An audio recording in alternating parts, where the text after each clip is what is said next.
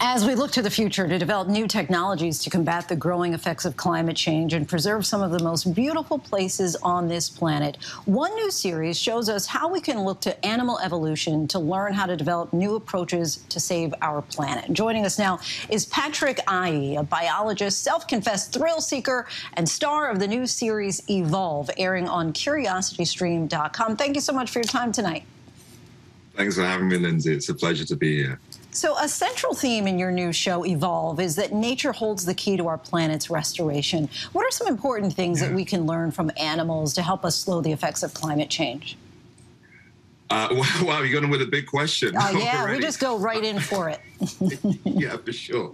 I mean, I think there are a number of different examples that we look at in this show. So to give a bit of context, this show Evolve is about biomimicry. That's a study of looking towards Mother Nature to figure out if we can be inspired by the animals of the wild to solve some of our human-based problems. When we think about life has been on this planet for about 3.8 billion years. So that's a lot of time when we think about the amount of R&D that's been going on. Humans have only been here for just like a slice of that time. So biomimicry is the way that we can find a lot of solutions to some of our everyday challenges.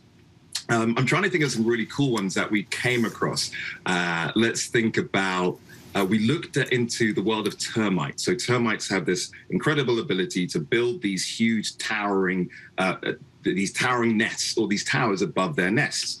And they have the ability, they worked out how to cycle that air once every 40 minutes, simply by using the power of wind. Now, when we think about our HVAC systems, heating, ventilation, air conditioning, let's take New York, for example. New York City, huge tower blocks. How do you get air in and out effectively? Well, at the moment, we're using lots of energy.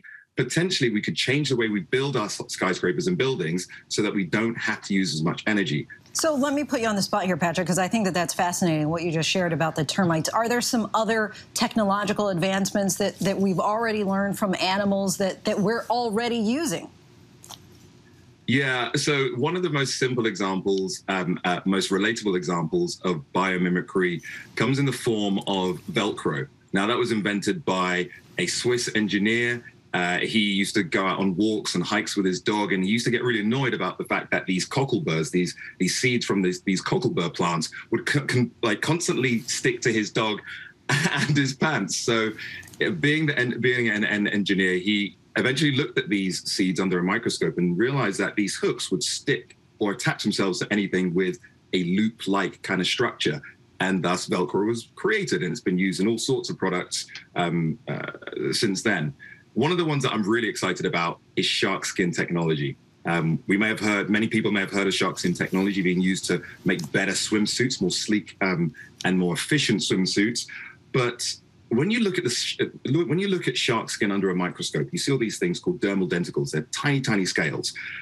The cool thing about these dermal denticles is that bacteria finds it really hard to stick onto that surface. Scientists discovered this, and now they've developed this type of pattern that they can print on really thin film and sheet, which stops bacteria from sticking. Now, when we think about hospitals and the number of infections that you can get at hospitals, this could really save people's lives. I've got a stat here which says that hospital-acquired infections account for $28.4 billion every year and affects 2 million people. So if we can now start to put the pieces of the puzzle together and say, hey, by looking after sharks, by protecting this wonderful species, or this wonderful collective, this family of species, these sharks, we're actually protecting ourselves. And I know that in the States, insurance premiums are super high. It's something that people worry about, but potentially, this animal which we've all been scared of for such a long period of time could actually save people's lives. That would be pretty cool.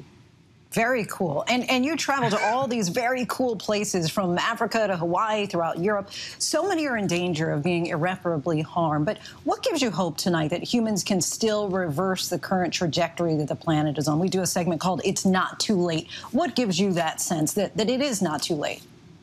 Yeah, I think that a lot of us are kind of getting this fatigue and I don't know, maybe there's a kind of collective depression around this whole idea of where we're kind of doomed. It feels like we're doomed.